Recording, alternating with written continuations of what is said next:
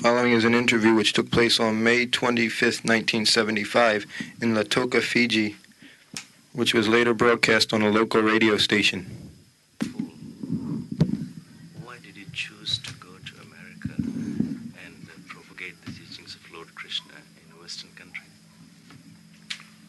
Because Indian people being subjugated for at least 1,000 years, they have lost their original culture.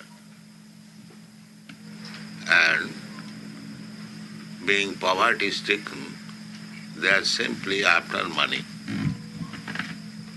by hook and crook.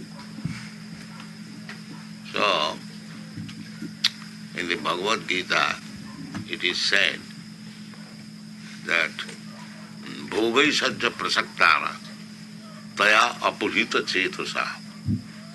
Persons who have lost their consciousness on account of being too much attached to material enjoyment, they cannot understand this concept. So I thought that America, they have enjoyed enough of this material happiness, money and women, and they are now becoming disappointed. So they are at least on the platform of renunciation. They don't want any more, like their fathers and grandfathers. Of course, they are not guided, but I prefer to go there to guide them. So, almost 50% of my devotees are there collected from these disappointed persons, young men. They are going astray. So they appreciate that I have saved them. Therefore, they are after me, this younger generation. And they are helping me in broadcasting this Krishna consciousness. So I think my attempt was successful.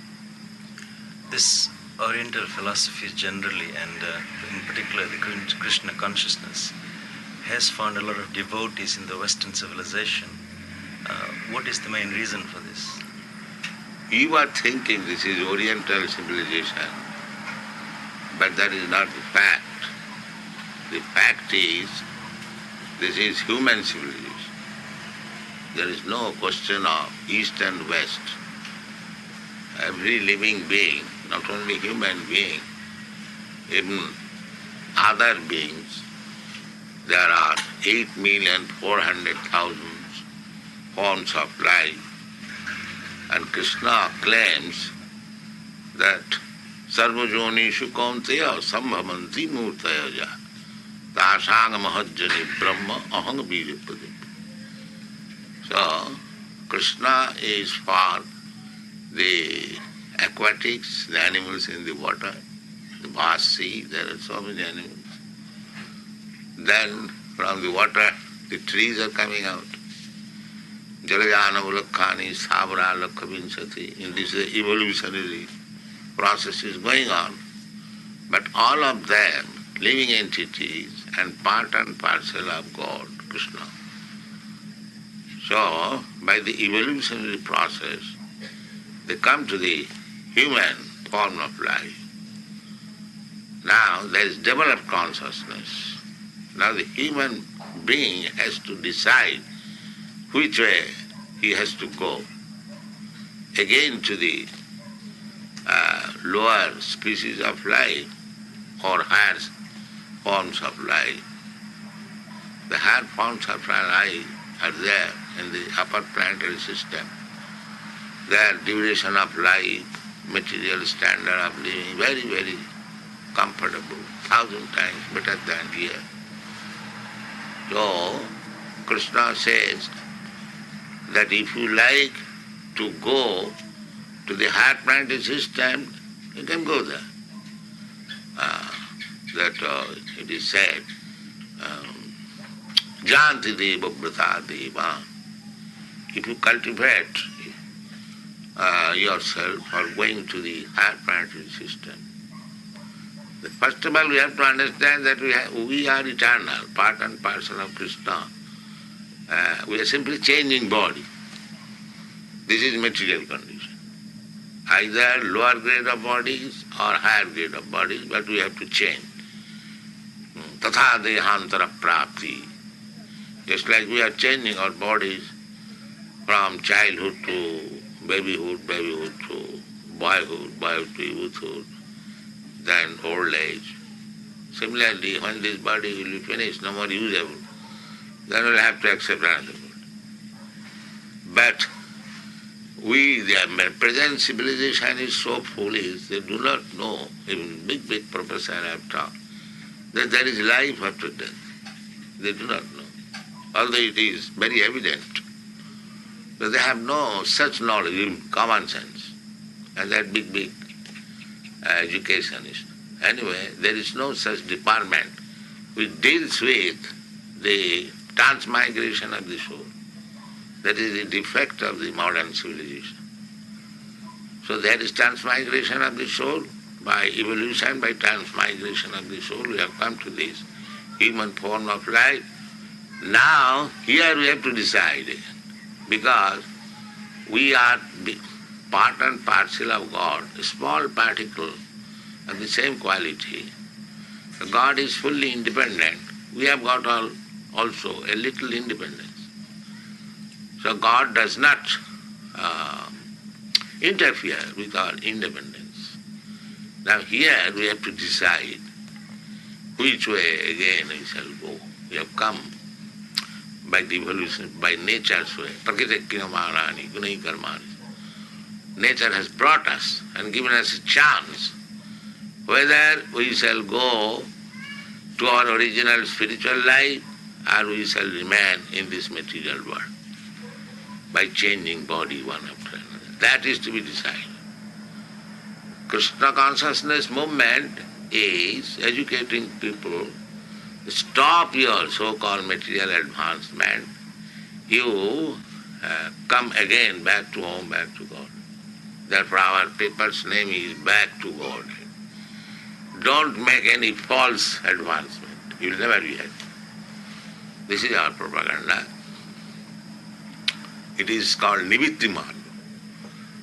Nivitti Marga means stop material way of life, begin spiritual way of life, and come to Godhead, Krishna, back to home, back to Godhead. Tatta Ahaṁ punarjanmaneti.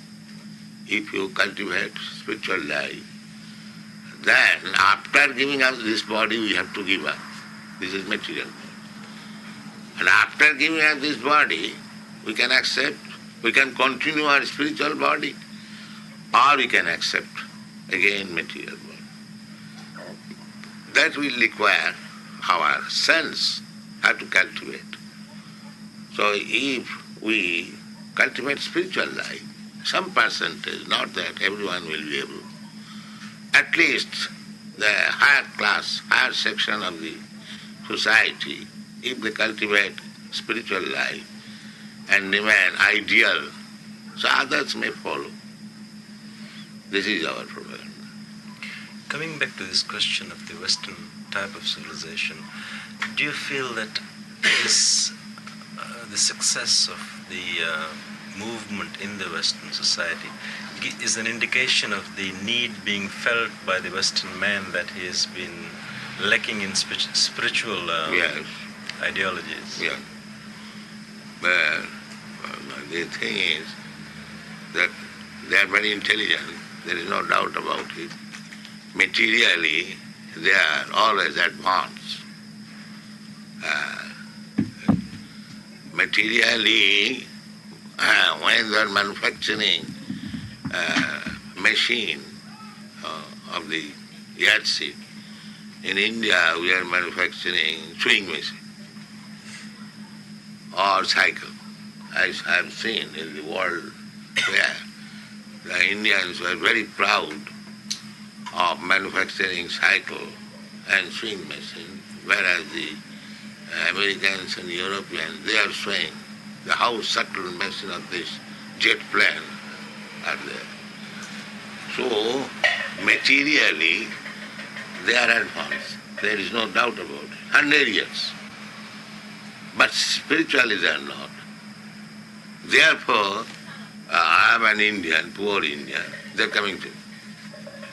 Well, they understand that spiritually, not only me, any Swami or go, they clout if there is something spiritual. Unfortunately, the other Swamis, they go, they exploit them, they cheat them. They do not, neither they do know what is spiritual life, neither they could give them. For example, for the last 200 years or more than that, the Swamis are going. Not a single person was a Krishna devotee in the history, in the Western country. But now we are putting Bhagavad Gita as it is, hundreds and thousands are coming. Swamiji, it's been said sometimes that India has too much philosophy and the West has too much materialism. Yeah. Where is the right balance in this modern world? The balance is that it should be reciprocal exchange. What you haven't got, you give me. What I haven't got, I give you. This should be the process of exchange. Then the world will be united. When there is exchange of gifts, but our India followed the principle for begging. Give me man, give me money, give me wheat, give me rice, give me war materials, simply begging. So we must give something. This is the first time we are giving something. Otherwise India was a beggar, simply, to the Western countries. For the technical education, they are going to the Western countries. And when there is war, they are asking, please give us war materials. And when they give war materials to Pakistan, we become envious. But you are also taking rice, dal, for me. So why should you remain beggar? Finally, Swamiji, what is the relevance of Krishna consciousness in our modern society? What would be the relevance of Krishna's teaching in life? Relevance when you are spirit soul. You are not this body. This thing first you have to understand. Ahaṁ brahmāsmi. That is India's philosophy, that I am spirit soul. And if you realize brahmāsmi, brahma-bhūtaḥ, Prasannātmā, na śocati. As soon as you realize that you are not this material body, you are spirit soul, then immediately you become jolly. Prasannātmā. Prasannātmā means na śocati, na kāṅkṣati. He has no more any hankering for things which he does not possess. No more any lamenting which he has lost. Take for example that we have lost our portion of country as Pakistan and fighting since this was a plan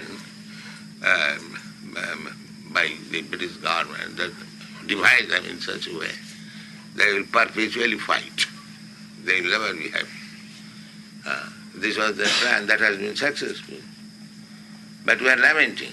Both Pakistan is lamenting or not, I do not know, but Hindustan is lamenting. Gandhi was against this partition, but Jawaharlal Nehru, just to become Prime Minister, immediately divided. So, these things are going on. So, lamenting, we have lost. But if you take this Krishna consciousness movement very seriously, you can make the whole world Hindustan.